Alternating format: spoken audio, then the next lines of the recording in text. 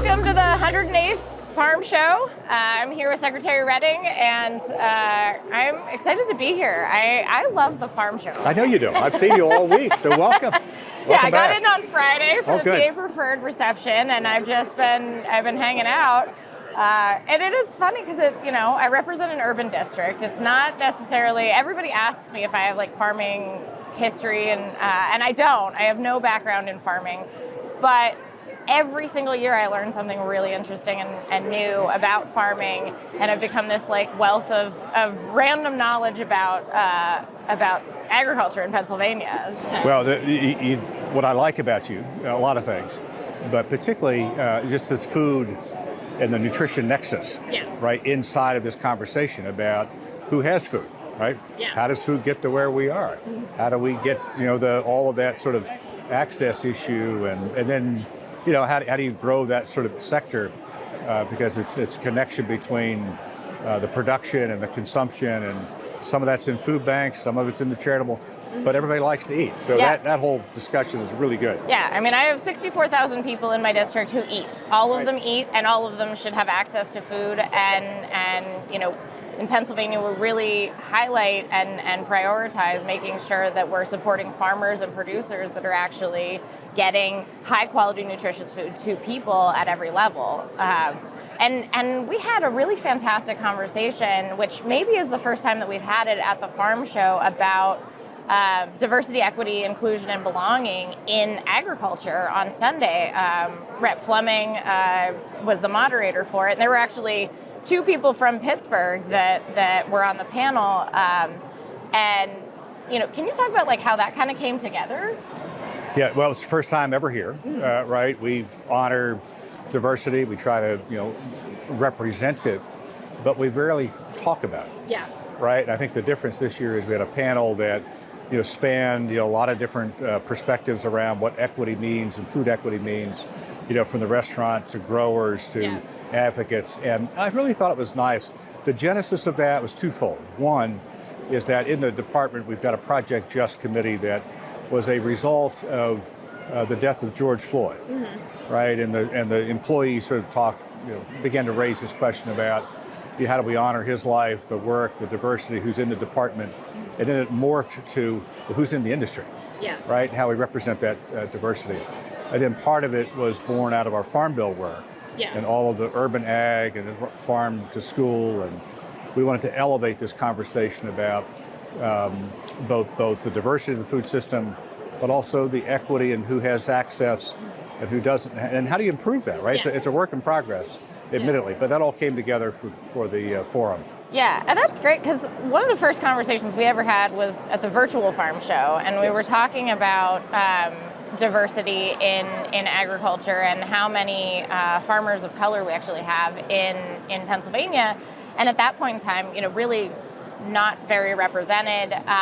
But now we're really having much more in-depth conversations about urban agriculture as a full, complete component of agriculture. And a lot of those folks are people of color. A lot of them are women. And it's, that's really great to see, having more conversations about that. You came to my urban agriculture luncheon over the summer, and I run into the conversations that I have with people are very siloed, where it's like I'll have conversations with traditional farmers and urban ag farmers and municipal leaders and the hunger action community. And what I was realizing is we weren't having those conversations together. And so it was nice to see, it happened at the Urban Ag Luncheon, but it's also happening now here at the Farm Show, which is great to see. Yeah. So take some credit. Because I think the forum we had during Urban Ag Week, and I've shared this with you, I think that type of engagement with the community, with state leaders and organizational leaders, and we both sort of witnessed the types of questions and the responses, and at some level sort of the awkwardness, right? Because everybody thinks they know what that food system is, and they think they know what the community needs. The reality is that there's a lot of stuff inside of that. It's not the same for, a Crawford County or Adams County as it is for an Allegheny County. Whatever. So having that conversation, I thought was really helpful and then just the types of issues you've got to sort of confront Yeah. inside of that food discussion. Really helpful for us as a department, so thank you. Yeah, well, and I'm glad. One of the conversations we had was culturally relevant food, which I think is something that we don't necessarily talk a lot about in agriculture. But as we have more and more folks coming from other countries, immigrants coming in, refugees coming in, how do we make sure that folks who are low income and trying to get on their feet are able to, still access food that is traditional to their culture. And so we had a conversation about WIC and the ability to access it that way. And I thought that was really interesting and something I hadn't heard before either. It's really good. So you mentioned that, and I don't know how this will show up, but this was from our Urban Ag Tour in Philadelphia. Yeah, I was going to say, it's the Philly But this farm, is an right? Asian community. Yeah. So to the culturally appropriate foods, and how proud they were, right, to one, show us that. Yeah. But to this whole sort of what the community needs. So we got a chance to see that, and I just think we get better at our policy work. Yeah. And focus in where you need to make investments. So so it's been a really fun thing to do. Yeah, and I Important love that this has. I'm just going to hold it up again in case people can see it.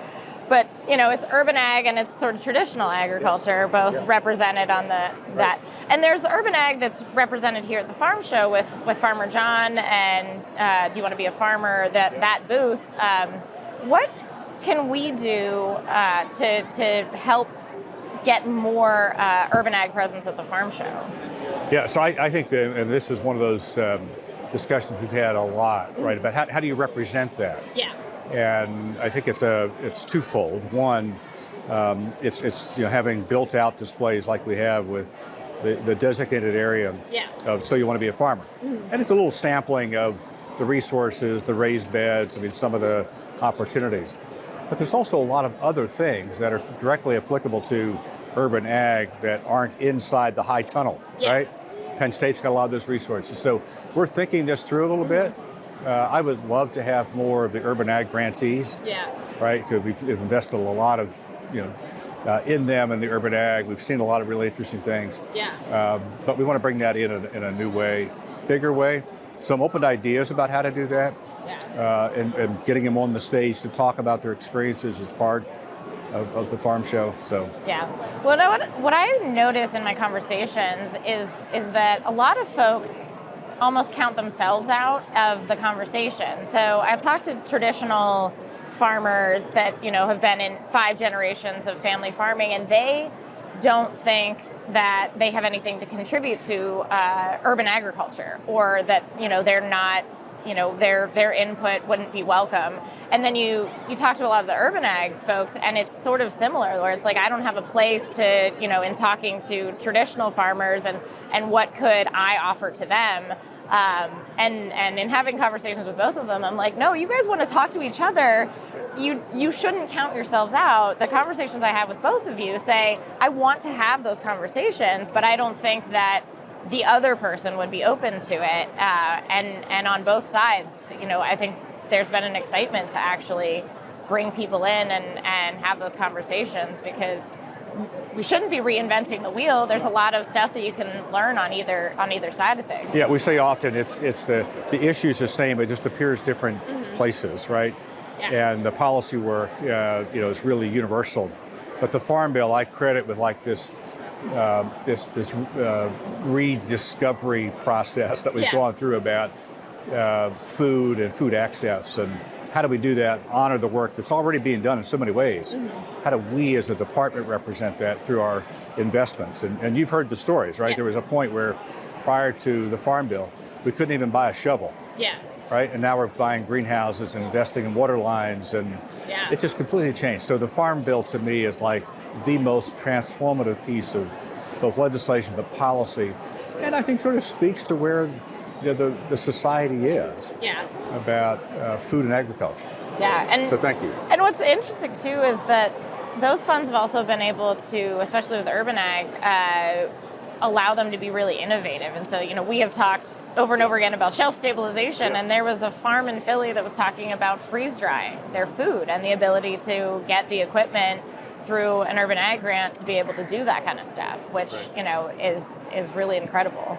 Yeah, that's the kind of stuff that we want to keep doing, right? I think the credit to Governor Wolf and Governor Shapiro and the legislature. It's just been, there's so many things that have changed, and you see it at the farm show about like what is presented, who is here, the forums we have.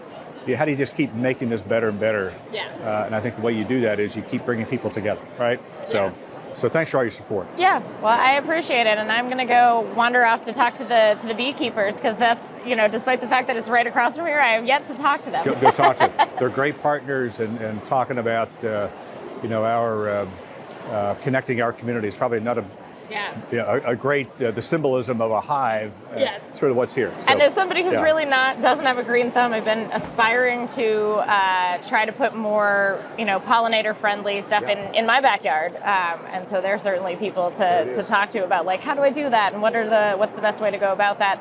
And as somebody who's not home frequently, right. what is it that I can, do and leave? So, yeah. Well, they're great partners, so thank you. It's very nice to talk to you. Thank you. Thank you.